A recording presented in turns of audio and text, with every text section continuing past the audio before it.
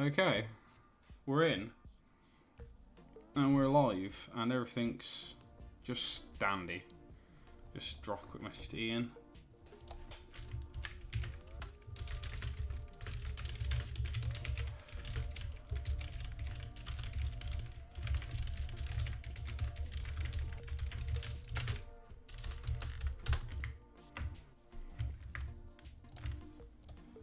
Okay, hello everybody, and welcome to a particularly relaxed and chilled out little stream. As you probably know, our main thing tends to be the old video games, but not today. Today we're here to relax with just some good old-fashioned miniature painting. We've got this boy here, as you can see. I don't want to bring him too close because I'm going to have to mess around with the focus.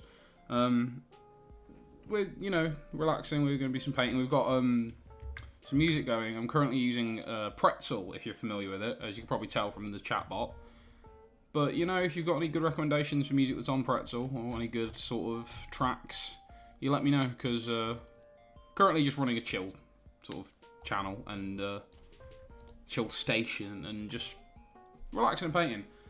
What we're painting today, we've got some miniatures from the Dungeons & Dragons board game. Oh, that would have been a good idea to turn that off before we started this. So I'm going to go ahead and just go to, where's the fun fucking, there we go, silent. Because I just got a notification, it's still running, yep. I just got a notification about the stream I'm currently fucking running, so that was a bit pointless. But yep, this one I did yesterday. If I can get a bit of a better shot on that, yeah, maybe there. He's a aggressive looking one, isn't he? This is just, it's pretty simple, most of it. I'm using Citadel paints, as you can probably tell from the background, for most of this. But I do have the forbidden art of normal acrylic paints from the works, which I have used for certain things, because I don't have certain colours. As you can probably see, this is my entire selection. There's some on the sides that you can't really see. I've got a lot of the sort of specific stuff. I've got flesh tones from like Bugman's Glow and a couple of different sort of layers. I've got some specials like Nurgling Green in dry, which I've used for a lot of ghosts. In fact, I think I've got, let's move this off to the side slightly. I've got this guy who was from Mansions of Madness. I have painted him in basically just white undercoat, then dry brushed Nurgling Green. It's not super happy with it, but I can always change it at a later date. I just realised I need to blow this off. I've also got to say, these guys are already primed, ready to be painted. I have this here too, but we probably won't get onto him tonight. Partially because it took me like 2 hours just to undercoat the fucking thing. So I ain't gonna have time to paint that. On top of that, I also don't have any good greens. I just don't feel like this is a particularly good Cthulhu colour to use as a basis. It might be alright for some like highlighting on like picky outy areas, but I'm gonna get some proper colours at some point to handle him, because I just don't think. I don't want to ruin that. That's a good mini, and I don't want to fuck that about. It's going to be a complete waste of everybody's time. So instead, we're just going to go with these slightly lower quality ones from the Dungeons & Dragons tabletop. The Dungeons & Dragons board game that I have from God knows when. And we're just going to paint a few of those up. So the basic way this has gone for me, this way around has been a burnt umber, I think, on the fur, and that goes all the way around his back and stuff. The fur and his sort of leather coverall thing. Then dry brushing in burnt sienna to catch some of the hairs, and in ochre, light ochre, I think, for his sort of clothes. Then, picking out his details. And the skin has been a combination of a couple of things, because he's got these human hands. I've been using. Basically, all the skin, him and the hands, have been done in Bugman's as a base, and then Cadian flesh tones for the bugbear, and then like this Kislev flesh I've got for human hands, and then a bit of blood and detailing. All the fun stuff you do. He's got some blood across his mace, and we're just generally going to try and get him, his little fellas, to look as appealing as we managed to make him look. I think he looks appealing anyway. Admittedly, I have broken the cardinal rule of using non-model paints for this, but it happens. Shit happens. I'm now wondering as well if I probably should have changed my water before I started this, but at the same time, can I be bothered to go and change it now? Probably not, no. Oh yeah, and as I said, using this Pretzel music app for the music. If you wonder what any of the tracks are, it says right in the chat. So if you're interested, you know, you can grab them there. Right. I don't remember how I started this yesterday. If I started with the browns first, which I think I did, because the shittier, slightly cheaper paint is easier to go over. So I'll move that into shop vaguely. And we'll start with that then. I have some backups of this stuff, slightly better quality stuff, just sat off to the side if I need it. But I'm hoping I won't. I'm also doing a battle with myself right now. I feel like, is there a way of popping out the fucking Twitch chat? Probably not. Probably is, actually. I'm probably just being a fucking idiot. No, that's a chat filter. Pop out? Pop out? No? Oh, pop out. Aha, literally a button that says pop out right there. Absolutely fantastic. So, in theory, I can keep an eye on the actual stream itself and the Twitch chat. So, yeah, feel free to drop in a message. I'll actually be able to respond. I'll be able to see it, which is nice, but I can also keep an eye on what's actually happening. Because, obviously, the stream as it is happening on our Twitch channel is obviously a bit delayed, because everyone's stream is a bit delayed. That's how long it takes their servers to process video. But I need to be able to see that nothing's gone wrong on my end, so I've got that up and running now, and we're going to get fucking started, and I'll stop fucking rambling. Okay, looks good. Thank you, Ian, for saying it looks good. I appreciate your input. So, I really feel like I should have changed this water, because it's going to add a murkiness to everything. And that's not necessarily a bad thing, in fairness. Like, to a certain degree, the murkiness makes a lot of sense. Definitely am not prepared for this properly, though, because I didn't get any kitchen roll either. So, is there even any... Did I take all the water out of this? No, there's water in there. It just feels like I'm not getting anything, man. Let's just get that to a better consistency that's closer to actual model paint instead of the sort of hard rubbery stuff used in like actual art stuff. Right. Just a nice close-up shot of my tattoo that's completely blurry. Alright.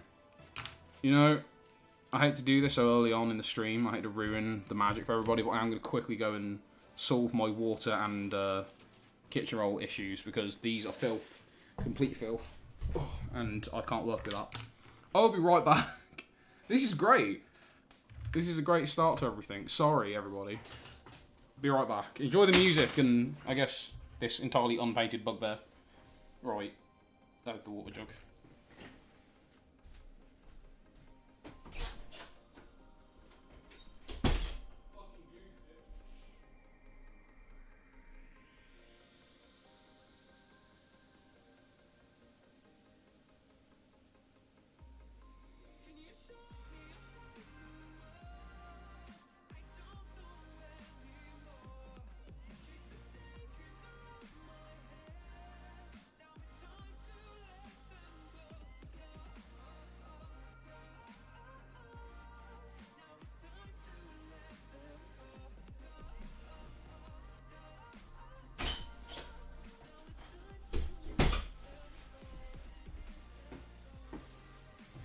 And I'm back.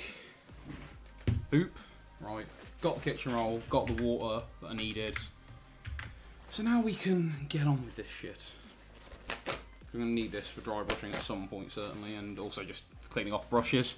You know how it goes if you're a fellow painterino.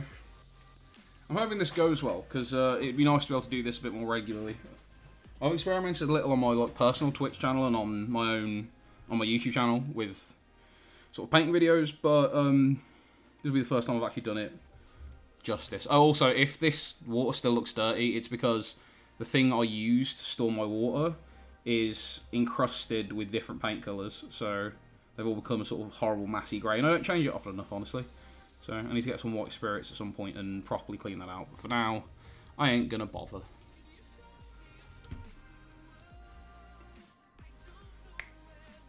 I don't know, man. It's a shame. I'd really quite like to listen to just like a choice of music, some of my favourite songs and stuff when streaming. But obviously, that comes with some copyright problems, you know, because obviously people don't want you playing like 21 Pilots' newest album for free on Twitch, because then for some reason people might stop buying it because they can hear it while watching someone paint and talking over it. I don't quite get the logic, but I suppose it's to stop people just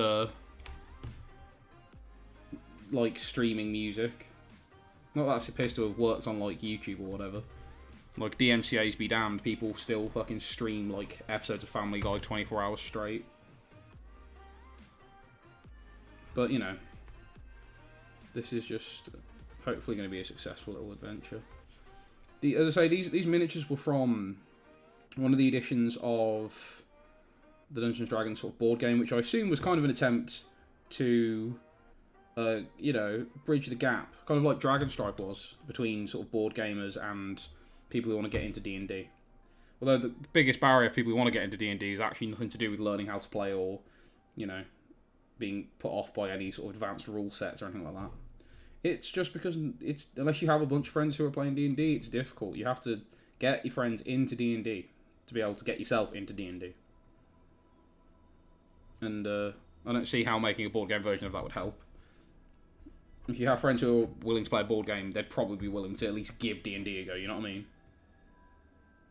I don't know, if you're in uni as well, actually, you know, this works pretty much exclusively. Like, even if you live in a small town, go to Facebook if you want to do D&D, and just check out, search like the town name and D&D or like War Game Society or whatever, because even small towns do have these groups for like sort of niche hobbies and stuff, and a lot of these hobbies sort of like overlap quite badly, in a good way, I suppose I should say. I might adjust this camera slightly. I need to fuck around with my tripod if I'm going to do that. Like, a lot of people who wargame also would be into D&D given half a chance, or already are. So, like, if you are struggling to get into any sort of very nerdy hobby, you should ask around, man. There are probably plenty of people in your town or city or whatever who would be willing to give it a go. Put out an ad on Craigslist or fucking just go on Facebook like, hey, I want to play D&D, anyone down? I guarantee you'll find people. Yeah, I was about to say. I want to double check I'd done that, because there's a bit, I don't know if it's how easy it is to see because it's still black at the moment, but he's got loads of chains wrapped around this like left hand side, but in between the two chains there is some more fur there, and I wasn't sure if I'd done fur or skin on my last model, but I had done fur, which is good. It means that I wasn't completely blind when I did this. Luckily I don't have to wear glasses while I'm painting, because I'm short-sighted, which means I can see stuff that's close pretty easily. Honestly, at some point I'm thinking of getting one of those sort of camera tripods that's like designed for broadcasting top-down views and stuff. Because I must imagine there's some sort of like clamp setup that would be feasible with. Because like, people broadcast tabletop games, they broadcast D&D, they broadcast like Magic the Gathering and stuff. I have to imagine that there's some sort of professional, or like, what is it? They call it, what's the thing? Consumeral? Prosumer, like level setup that you could use to broadcast this sort of shit. Because obviously a top-down angle would be a lot easier for me to paint and for everyone to see what I'm doing. Because right now I'm having to trying my best to find a good angle where my hand's getting where it needs to go, but it's also not blocking the camera. So I'm just changing my holding positions as much as possible. Sort of clearing some space on my my tray. Right now I feel like this is very, I don't know what I'll say, very Matrix, but that's not even right. Synthwave, don't even know. It seems like a lot of this music, this is, as I say, Pretzel is a service you can use if you want like music for YouTube as well. And it seems like it's a lot of kind of YouTubers and junk who are doing these tracks, because it's stuff like the Miracle of Sound, and you know Miracle of Sound. People know Miracle of Sound, right? The YouTuber / used to be on The Escapist, but now no one's on The Escapist except for Yahtzee. That's not true. I swear I thought a few weeks ago they were bringing everyone back to The Escapist, but for the life of me, I've not been bothered to check it out. Much like a lot of people, the only reason I still went to The Escapist at any point was because Yahtzee was there, but I didn't even go to the website after a while. I just watched them on YouTube when I started uploading it to YouTube. Individual videos for serving, like, you know, individual websites for serving video to consumers is kind of a thing of the past.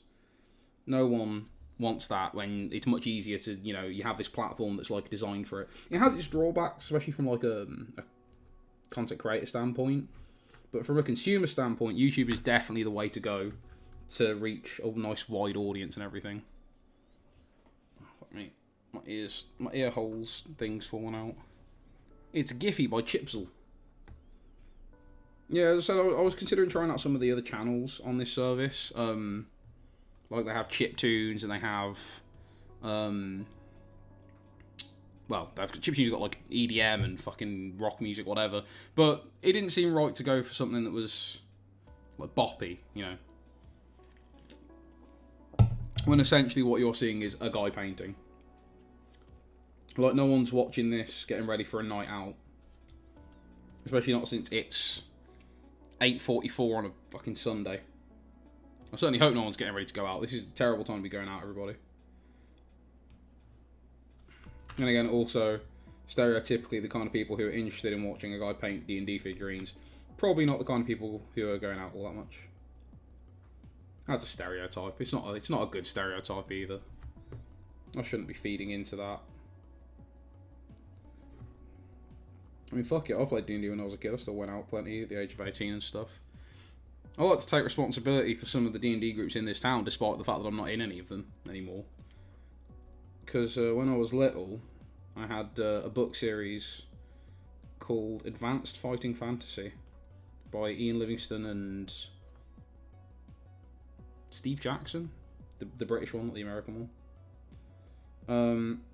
Called Advanced Fighting Fantasy. I had Dungeoneering and Black Sand, and I got my friend Neil, who may never see this, but if he does, he's going to fucking hate me for talking about him. Got my friend Neil to try it out with me as a sort of role-playing thing. I DM'd and he played, and we did it quite a lot, man. I think, you know, looking back on that time, I was just saying, oh, we didn't play that much. I'm like, it was like every time we were hanging out for a good year, and we used to hang out weekly, so it was like 52 odd times. 52 sessions, which isn't a lot when you're like older and you've been in a fair number of D&D groups or whatever. But when you're like 14 or whatever age I was at the time, that is a fair chunk of time devoted to a role-playing game from the 80s that hasn't been updated, or hadn't been updated until 2014, I think, when they did another version of it, which everyone hated. I should say that the reason everyone hated it is because it was just, they hadn't really revised any of the rules and didn't put much effort into getting the artwork redone or anything. They just copied it, they like photocopied it and then put it in without messing with it at all. Which is a bit of a shame, really. Because I know that Ian Livingstone at least is still active doing stuff. Because he was at a board game convention last year. And also I follow him on like Twitter and Facebook and stuff. He tweeted one of my videos once, actually. I did a review of the Fighting Fantasy series as a whole, and him and Tin Man Games, because I covered both of their sort of like parts for the series, tweeted it out, and I thought that was going to get it mad views, but it turns out not that many people follow those guys, or care what they tweet about anyway, because they retweeted my video and it still didn't get all that many views. I think I literally I have a video about Adiboo, and that got way more views in the end, so go figure.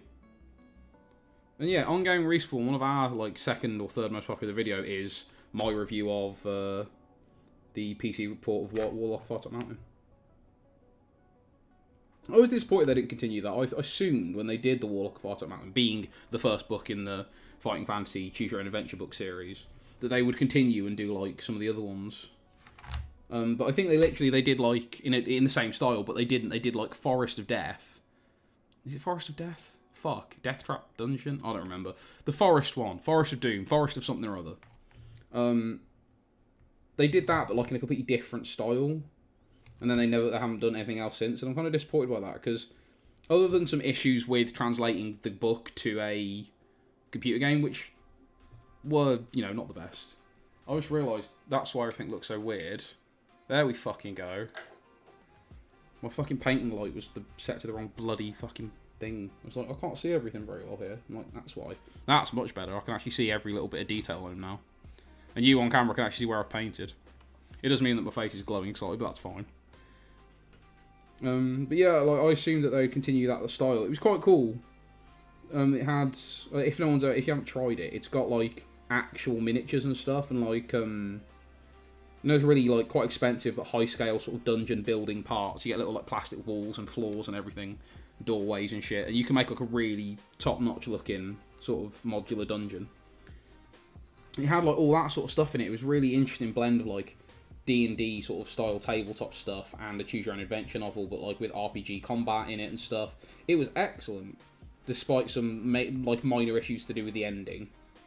But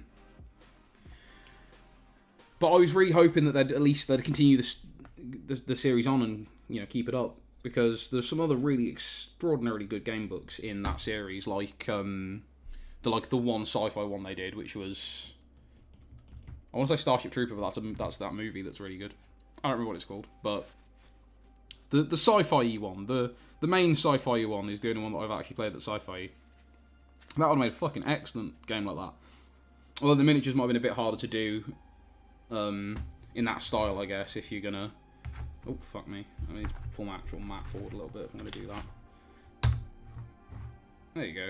He's on display. It would have been a bit harder to do with miniatures if you're doing it, obviously, sci-fi, it's all in fucking space, so it would have been kind of a bit more of a stretch to actually translate that to miniatures on, like, a tabletop, I guess.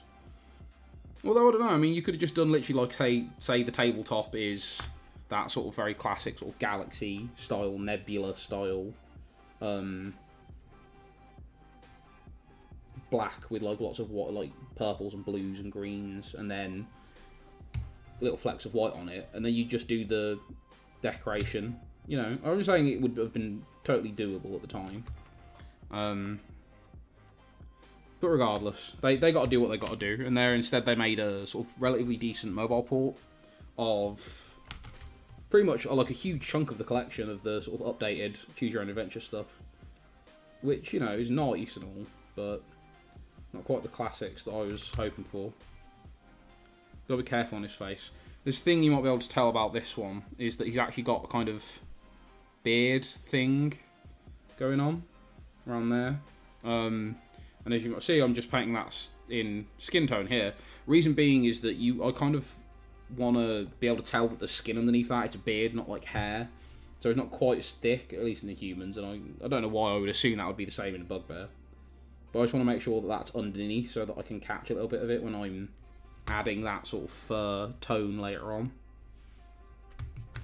I also feel like if there are any sort of hardcore figurine painters or miniature painters out there, I'm going to get shouted at, because I'm breaking the cardinal rule here of going straight from the pot to the miniature, which you're not supposed to do.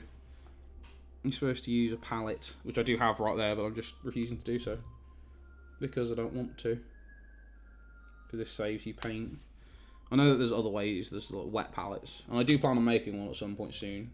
To, you know, upgrade my painter's arsenal, as it were. But for now, I'm just sticking to the methods that I'm used to. Kind of reminds me once one of my stepdads. So hard painting that whilst chat. It is, Ian, it is fucking hard to paint and chat at the same time. But I'm doing it, I'm manning through it, because, you know, that's what you got to do. I was watching a stream someone else did, actually, like literally earlier today, on YouTube. I don't know what the fuck they're called, otherwise I'd plug them. But I'll find out later maybe and drop a link onto our Twitter or something. And they were silent for huge chunks of time. I can't imagine, like, that's all that entertaining to watch, surely. Honestly, the hardest thing has actually got nothing to do with having to chat while I'm painting. It's actually, because usually when I paint, I'm like, up here, it's in my face, back this way. But obviously, for this, I have to, like, make it visible for everyone. So I've got it all going on down here on the mat, and it's sort of making me stretch with. I was considering at one point, let me just shake the camera horribly, using this, which is, I've got a little lens. So that just don't seem like it's tenable. It's a wide angle lens, this cheap one I got from Poundland, and I used it a couple times for filming stuff. But I wasn't sure if that would make it worse or better, and as it turns out, way worse is the answer to that question. I am however going to try and make sure I get right up the skin, because ideally, one of the big sort of steps, jumping from being like a medium painter to being sort of a good painter, is ensuring there aren't any black lines between sections. Because I remember I painted one a lot when I was a teenager and stuff, figurines, models, miniatures, whatever. because I played Warhammer and the Lord of the Rings miniature battle game. But I stopped for years because, honestly, the problem with those hobbies is they're horribly expensive, and when you're a bit of a social recluse like I was back in like high school and middle school and stuff, you don't have a lot of friends who play these games, so you end up having all this like expense going out, and then you only get to play like once a month, say, when you've got time to like go into Wolverhampton, which is where I used to play, and actually like find some people to play a game with, play around, and then you lose most of your games because you don't have a lot of practice. And in my specific case, got my mum to play with me one time, and I just felt like she wasn't enjoying herself, so I just said she won, and then we stopped. And I was like, I know she was doing it because, you know, I wanted someone to play with, and I had no one. But I felt bad for her because she was not having a fun time at all. So I just said she won, and we stopped.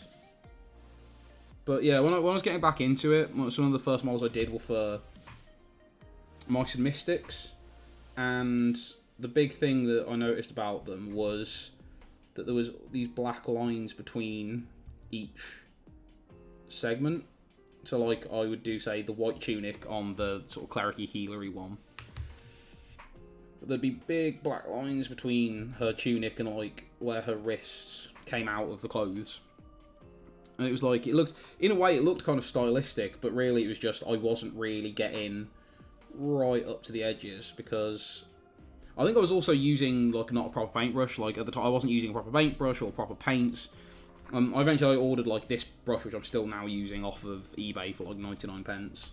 And I went to the local hobby store, which is literally, like, a 20-minute walk from me, and bought some actual Citadel paints, because these were the ones I was used to when I was wargaming, and did them all up proper, and I got slightly better at it. And this Bugbear, I think, is one of my favourite ones I've done so far, mainly because I actually took time and effort with it. Like, a lot of them I'll find excuses just to sort of undercoat and dry brush, and in some cases that can look good. Like I had the Fallout board game, not the miniatures sort of battling game, but the actual board game, and there's a Brotherhood of Steel Outcast sort of character in that, and he looks great because it's literally just, I have undercoated him in like a dark, well, in black, I think, and then dry brushed the sort of bolt gun metal straight onto that. So he's got this really sort of burnished look, but there's a few bits on him that I'm not quite finished with. There's a sort of technical paint you can get at Citadel, which is used for Necrons in 40k, which makes their weapons sort of glow with these weird little plasma rods they use for energy. And I want to get some of that because I reckon that would make his plasma rifle really sort of look cool.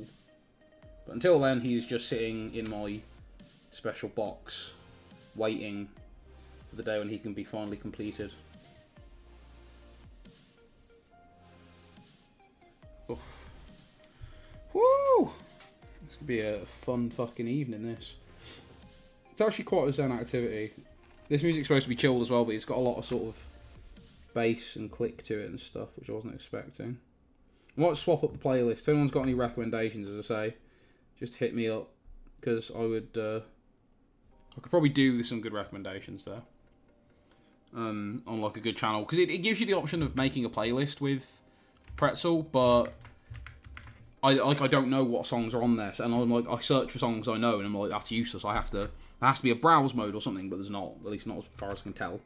But I literally installed it today for this stream, so I've not really exactly practiced with it. I'm just trying to make sure that you can see what I'm doing. Just get right in there. There we go. That's better. I'm leaving a bit of a gap. Again, I'm not sure if I did that with the last one. I did, but only very vaguely. And I left slightly. What I basically did was went up right to the crease of the mouth, but then left enough space so that when I come back and do the rest of his like next layer of flesh, that I can leave some more of a gap between the black line and where the Bugman's glow is, and the Kislev flesh, not Kislev, Cadian flesh stones that go over the top. So it adds a bit more depth to it and stuff. There we go.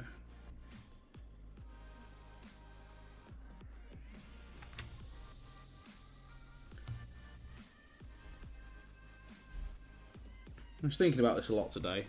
The like difficulty a lot of sort of nerdier hobbies have of getting into them. Like, if you want to get into a sport, you can pretty much, you don't have to, like, put a lot of money in to find out if you like it. Like, most of these things have, like, taster days, and every town has, like, a sports something in it. You can just turn up, like, play a few rounds of the sport and go, yeah, I like that, or no, I don't, and not worry about it. But unless you have, a nerdy store in your town, you have to find one to get a taster of these sort of things. It's the same with, like, everything, including video games. Like D&D is expensive. The book's like 30 quid each, and there's 3 of them if you want to have the whole set. So that's like 90 quid. But it's the same with gaming. If you want to have, like, from scratch get into video games, you have to buy, like, fucking hundreds of pounds worth of games console and whatever. Or have a phone, I guess. I think that's the other thing that I suppose is, like, you can have the technology for gaming for other reasons. It's not specific. If you've got a computer and you want to see if you're going to enjoy gaming, you can just download, like, a bunch of free games and give those a try, like. And then, if you enjoy it, you can then possibly think about sinking a ridiculously large amount of money into getting into the hobby properly. But with, like, wargaming, even if you take the advice lots of people give to how to, like, give it a taste before you properly do it, it's still, like, an investment of at least 50 odd quid. Because I say, even a cheap model, let's say you pay 5-10 quid on the model, to get enough, like, a few decent model paints to do it, you have to spend, they're like, what, 3 quid 50 a bottle if you're lucky. And that's if you get them in a store where they're a good price. If you order them online, you've also got to pay fucking postage and God knows what. And then you got to make sure you got the paintbrushes. Then if you want to make sure that you're doing it right, you got to have, like, wire cutters and stuff. Well, sort of sprue cutters anyway. If you want to do Warhammer, you got to have some of these fucking things. And it's just like, it's so much fucking investment to get started in a hobby like this. I really don't even remember how my sort of enjoyment of this sort of stuff came around. I know how games came around. My dad played games a lot when I was a kid. He played Monkey Island and sort of PC games. So but again, he had the computer to do that on because it was for work. I don't know why Vicar needs a computer. I guess maybe to, like, write sermons. Fuck knows, whatever. But he had a PC for doing all this sort of jazz. So he could, like, then get these free demos in magazines. Be like, oh, this game's great, and then go out and order it or whatever. And so that's how I got into games. I guess board games is just like everyone when you're a kid, your family at some point will bust out a board game. And if you're young enough, you'll enjoy it. But if you're like a teenager or whatever, you'll be horribly bored. And you'll be like, why would anyone be into board games? And then it's like, oh, wait, it's because that's not board games. That's like a very specific family board game that's, you know, made to be kind of crap because it makes it easier for people to get into and enjoy and whatever. But I guess my tabletop thing started mainly as like a pop culture thing, right? Like D&D or tabletop RPGs, they're mentioned in lots of media. Like, I don't remember if this was one of my first introductions to it, but I remember when I was a kid, there was some show on MTV, was about a bunch of, like, strippers or something, and a bunch of really nerdy guys living in a house. It's like The Bachelor for nerds, but with more than one bachelor, you know. And I remember them getting the sort of strippers to play D&D in one of the episodes, and I was like, oh, what the fuck is Dungeons & Dragons? I've heard of that in a few other shows. But even then, I didn't get into it, because it wasn't, like, accessible. You needed people, like, other people to be interested in doing it, and then you needed books. You needed, like, someone who was good at DMing, otherwise it wasn't a fun experience. And then, you know, let's not even talk about how easy it is to be that one person trapped as the DM for life, because no one else wants to learn how to DM. And then if anyone ever does, you've got the issue of, oh, he's not very good at it. Can't you just do it again, please? Can we not go back to you? So, oh, I want to play too, Keith, you fuck. But specifically, I think the way that I got into both D&D and tabletop was very similar. For D&D, it was choose your own adventure books. When I was very young, in the 90s, I was about 6, maybe 7 years old, there were these choose your own adventure books released by Nintendo, right, based on the famous Nintendo properties like Mario and Zelda and stuff. And I had, and still do have, a rather battered Super Mario Brothers Choose Your Own Adventure book, which I was like, oh wow, so it's like a game and a book. I loved reading, so it was like the two worlds colliding, and I was like, oh, this is excellent. Of course, I didn't know at the time, but there was all those fantastic fantasy Choose Your Own Adventure books. So I went from that. I went from Mario. I got a Goosebumps Choose Your Own Scare sort of book, which I loved the fuck out of as well. Despite the fact I was scared of the show Goosebumps as a kid, because until I became like 11, I think, about 11 years old, I was terrified of almost everything horror related, and then I just started to like really fall in love with it. But despite that, at a young age, I was quite into that Choose Your Own sort of ending Goosebumps adventure. And I remember once there was a magazine. I don't remember which one it was. It might have been the Beano or something. But in the 90s, there was a huge push of trailers for the Choose Your Own Adventure sort of fighting fantasy books. And one of the things they did, as well as this amazing advert, which I'm sure I've used in a video before, they also had like sampler books. It was like the first sort of 20 or 50 so pages of the Choose Your Own Adventure Walk of Firetop Mountain. And it was free in like the Beano or something, which I used to get every week when I was a kid. And I remember getting that and thinking, oh my god, I have to get some of these books. So like whenever my mum or stepdad at the time, John, were in or near a bookshop, I was like, hey, just for me, will you check, see if I've got any of these, please? And then occasionally when, you know, money wasn't so tight, they'd be like, hey, we got you this. Or when there was a birthday, and pick me up a new one. And that's how I started a obsession with Choose Your Own Adventure books, which eventually led me much later in high school, after I'd already experienced sort of the board gaming sort of craze, was our physics teacher. This was, I don't know if this ends up ever getting seen by anyone from Arravale High School in Redditch from sort of the time I was going. There was, I don't remember his name now, but our physics teacher, as it turns out, everyone loved him. Massive nerd though, because he had a bunch of these fighting fantasy books that I already loved, but from like the 80s, the original versions. I don't know if he donated them, or I think that like he had donated them already to the library there. And so I checked them out, and then eventually it got to this point where they were trying to replace everything in the library, and they'd sell certain books. So I bought a bunch of Choose Your Own Adventure books from there, because he was buying like a whole new replacement set as well, but like I don't know how he got the original 80s prints, but he had like whole boxes of them delivered to the school one time. I don't know if it was his personal collection or God knows what, if he's actually just Stephen Jackson's kid or something. But I bought Dungeoneering and Black Sand, two of the books in the advanced fighting fantasy sort of tabletop role-playing game, from the library when there was a fire that damaged some of them. I'm not even going to ask questions about how the fire got started, because I don't really want to know the answer. But point being is I ended up with them. I remember reading them, I was like, oh my god, this seems like such a fun thing. Like, I was just reading them, not really knowing what they were, more than anything. I was like, hey, you know, these look excellent. Can I get, like, some friends together to, like, you know, play them? So I tried getting, like, a club together in high school. That didn't work out. Until I found my friend Neil and got him into it, and then the obsession was born, and since then I've not stopped. And that was a fun little journey for me, I think.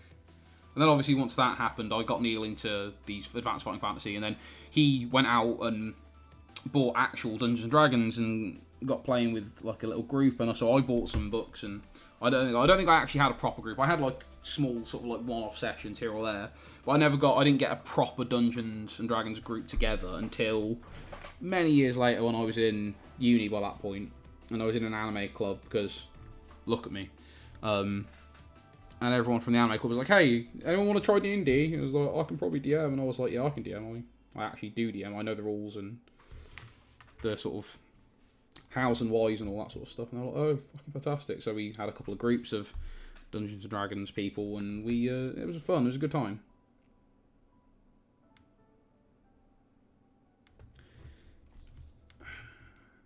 Board games was a much simpler process. Obviously, you say when you're a kid, it's just, hey, board games are a thing. You want to play Dingbat? You want to play Snakes and Ladders? Or Chutes and Ladders, if you're American. And, You know, all the sort of like Trivial Pursuit, Monopoly, all the family bollocks that you've got. You know, you want to do a puzzle, 1,000-piece puzzle of clouds. But Mum, they all look the same. How are you supposed to guess it? You just work it, Will. 4 hours later, it's in the fire. No closer to being completed. But it was because I found a modern board game. Modern. It wasn't actually modern, but you know, it's the term people use for like a board game that's not a family board game. It's like I would use the term advanced board game, but let's say modern board game. It was Hero Quest. And I kick myself endlessly now, but I found a copy of Hero Quest, complete with everything, the little furniture, all the models, the whole shebang, in the attic in a house we moved into. I don't know still to this day where that came from. I don't know if it was my stepdad's. I've tried asking him, but I don't think he remembers. I don't remember if it was my stepdad's and he'd left it up there and forgot about it, or if the previous tenant of the house had left it in the attic, and when we converted it into a bedroom for me to have, it just got put in there. But regardless, there was this little cupboard off to the side of my bedroom because I had an attic conversion. And I quite like enclosed spaces, possibly something to do with the autism. And so I would like crawl in there and like read and stuff because there was lights, you know, it was like a little den almost. And I found it in there and I was like, oh, I don't know what this is, but it's fucking excellent. And I got really into that. And then years later, memories of this game, I was like, still trying to find a copy after I like accidentally left it behind when we moved out.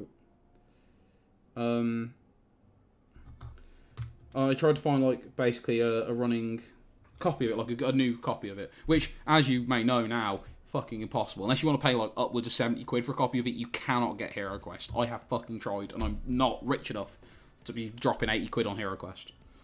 But I found the game these figurines from, the Dungeons & Dragons game, and I was already into D&D a little bit by that point, because of Dungeoneering. It was around the same sort of time I was trying to get a high school D&D club going. I saw that and I was like, hey, that looks just like that game that I found in the attic when I was young. I was like, let's get this and give it a go. So I bought it for myself on a school trip to London. And then I got home and that enjoyed it for about a week. I think it was like right towards the end of the school year, which is when you go on your trips. But then that makes it like the beginning of July. And my birthday, on July 27th, I got given a copy of the Dungeons & Dragons board game by my Auntie Sue. And I was like, oh fuck, dude, I like have 2 copies of this game now. And that was really what got me into board games from that point onwards. I remember that I didn't really buy very much. It was like, usually I'd receive them, because board games are expensive, from friends and relatives for birthdays. But like, they always bought, no offence to any of my friends or relatives who, if they ever end up seeing this shit, they always bought crap ones. It was always like, what was the one? I'm sure that my mum got this a few years back. It was like the Doctor Who monster escape game or something. And it's like, roll the dice and hope you don't die, basically. Pick up cards. They do stuff sometimes, but mostly not. And so, like, I sort of got disillusioned with the hobby for a long time until I went to uni. And I had disposable income and lived near a city, because I went to, technically I lived in a city. I lived in Newport in Wales. But there was only trains for to Cardiff, and there's a great shop. If anyone ever goes to Cardiff and you want to check out anywhere that does good board games, Rules of Play in Cardiff is fantastic. They will demo pretty much, well, okay, I'm not going to say that. I was going to say they'll demo anything if you ask them. I'm not going to do that, because then if you go and ask them and they say no, that makes me look like a dick, it makes them look like a dick. That's not fair. But the point is they demoed a few different games to us, and they're all quite happy to talk through like the different games and be like, hey, so how does this work? What's it like? And da-da-da-da. And me and my then girlfriend ended up buying Eldritch Horror and... what was the other one?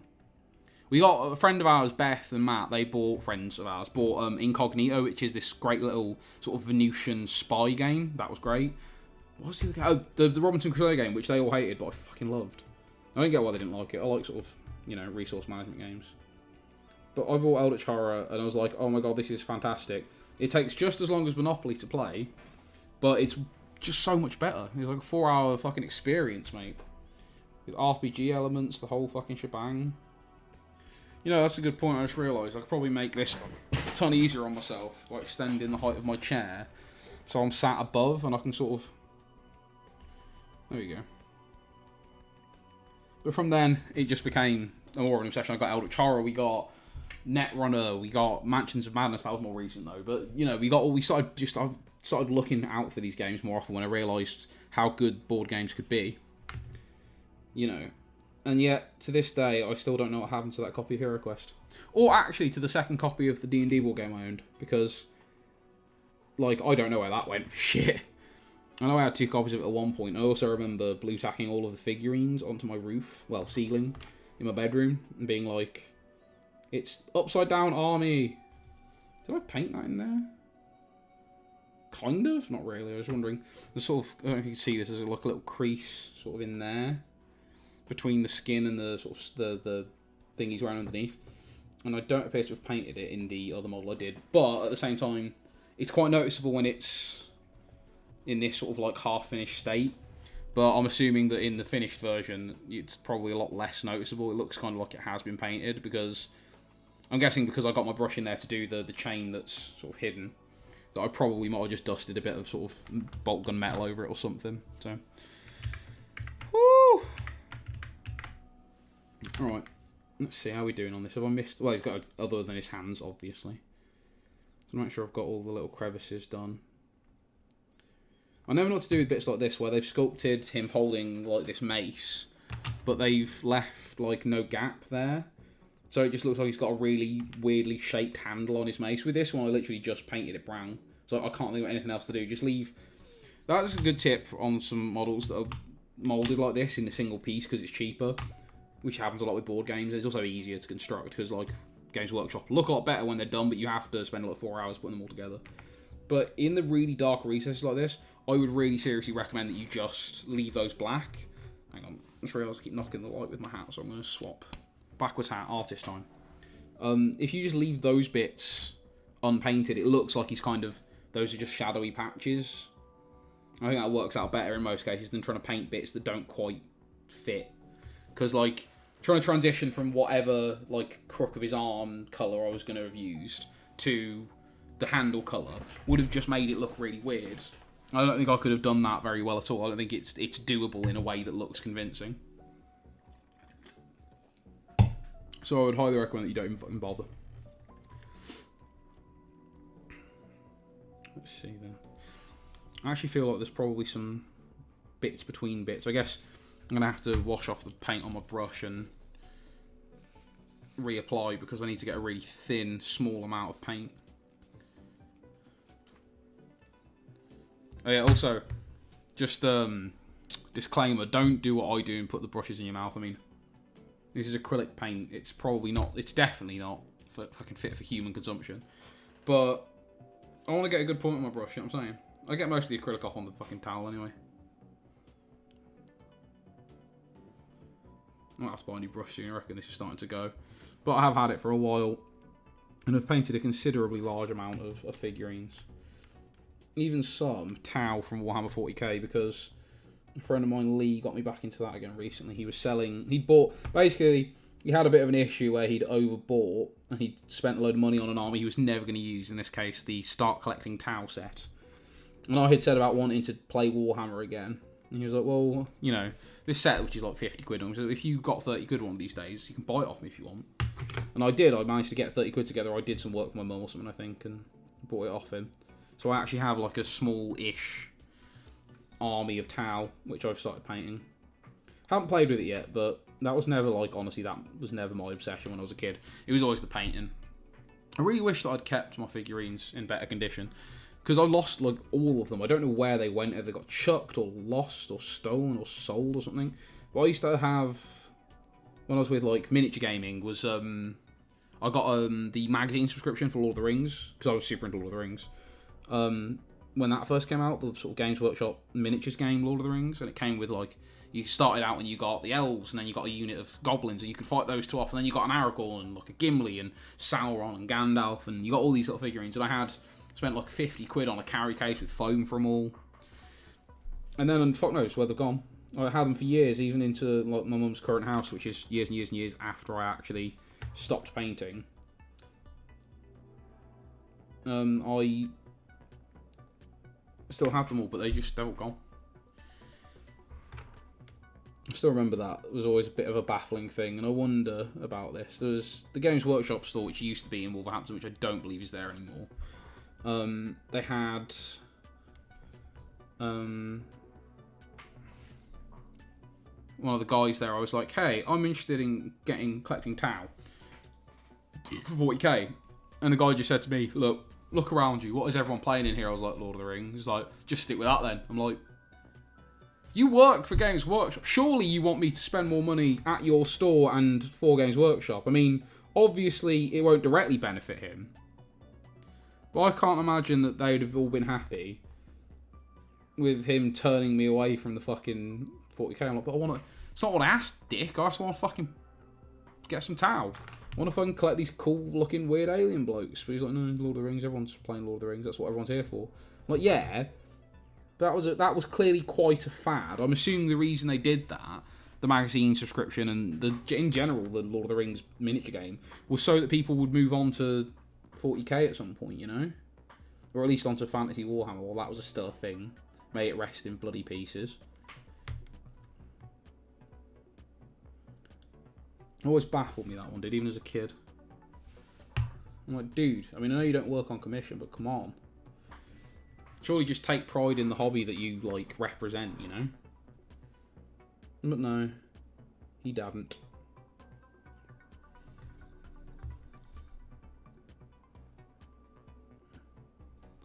There you go. Yeah. Nice. So, is that all of his flesh bits? I guess I should probably... I did this yesterday when I was painting him. I didn't do the Bugmans on the hands on his shield first. I waited till later on, but I don't know why I possibly did that, you know? Seems a bit baffling, really. Like, if I've got the Bugmans out already, I might as well fucking use it.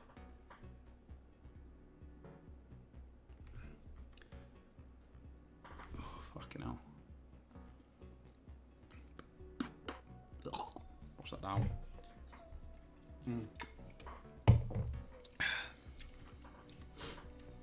I've got to imagine if there was a different sort of furniture set up in this room, that there'd be a much easier way of like having this camera angle. I'm also not convinced that the chair I'm using is helpful. Admittedly, most of the time I'm not doing painting like this. I usually honestly sit in bed. That's why this is, I don't know if you can tell, but yeah, you can totally tell. It's a tray. So that I can like sit with this on my lap in bed and paint.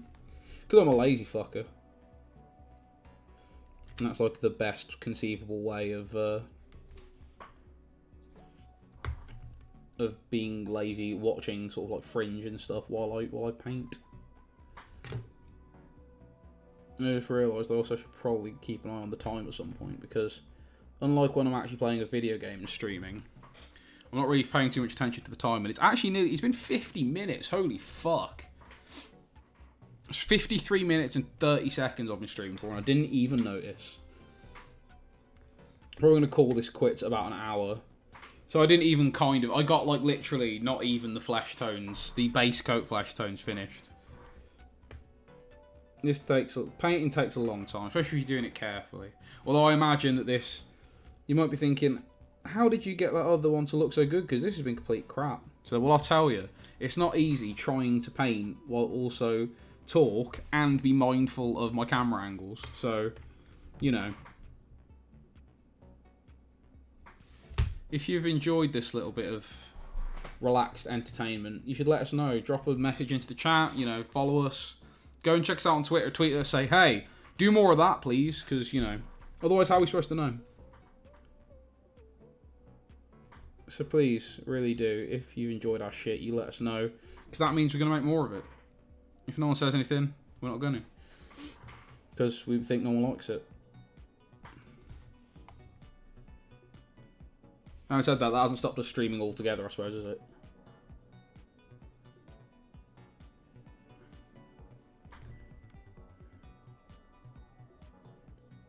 There you go. I've just got going a little bit silent on you to get these hands done, because they're fiddly work, these bastards. Doesn't help that my fucking arm keeps getting wedged into the fucking armrest of this chair. Got a big dirty red mark on it. You can't fucking see it on camera. Can you see it on this camera? Kinda, yeah. Sort of reddish. On my pale, ghostly skin. from like squeezing my arm in so that I can like get it at the right angle to show you what I'm painting while I paint it.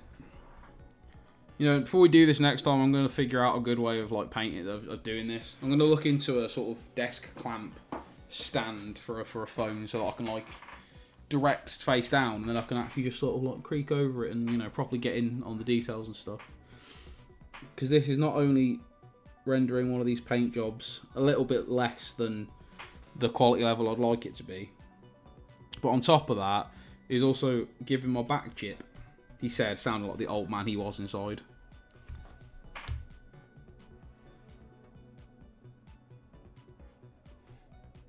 This fucking music in the background has been like white noise to me as well. I don't know how loud it's been on stream. I checked beforehand, but like, the only way I have of checking properly, in a way that isn't completely maddening, is to record it using OBS and then watch it back before I go live and hope that the levels are okay. Which isn't helped by the fact that to stop the music playing through my speakers, I've got to plug these headphones in. But the set I'm using as a monitor is dirt cheap, so the headphone jack's fucked on it. If you plug it in all the way, music comes out of the speakers and the headphones. So I have to like half put it in and then it comes through the headphones, not the speakers, but really quiet through the headphones. So the audio levels are all kind of jacked up. Is there any point in moving on to another bit at this point? How long have I got left? I've got like 4 minutes left. So let me just put him in shot there with his buddies. I think we'll call that quits. Thank you everyone for watching. If you're interested in more sort of tabletop-y content, you know, we do reviews all the time at Game Respawn. I say we. It's literally me and one other person who are responsible for tabletop stuff over there. But, you know, we do a good job. If you want to check out some other tabletop content in the meantime, video-wise, I stream at my own channel. That's Mupple, or Mupple UK. Can't quite remember which. Probably should have found that out before I told you. And you can find my YouTube channel. Me and my wife do game videos, fucking tabletop videos, all that sort of junk as well. tinyurl.com/MuppleUK. MUPPLE UK. Absolutely fantastic. I fucking managed to rail that one off like a proper radio professional. Oh my god, my back is killing me. Should I turn that off so you're not blinded anymore? There we go. Wow, the quality doesn't have to drop without that light on, doesn't it? It's already just been fucking doing that to you for ages or something. Can I just point that away? That sort of underlit it. There we go. Do I look like a monster? There's other than for the aforementioned reasons of actually just being a monster. There we go, we'll just do that. A bit of a broader light spectrum. But yeah, thank you all for watching. If you enjoyed it, let us know, because it's the only way we're going to know that we should do more of this. If you're watching this on YouTube after the fact, that still stands, by the way. If you, for some reason, stumbled across this and are giving it a go, giving it a watch, drop a comment, tell us that you've enjoyed it, because we have no idea what we're doing. We look professional-ish, but we're not, okay? It's all winging it completely. I guess what I'm going to do is just leave you guys with just some random Magic the Gathering artwork and then say goodbye. So, yeah. I'll see you guys later.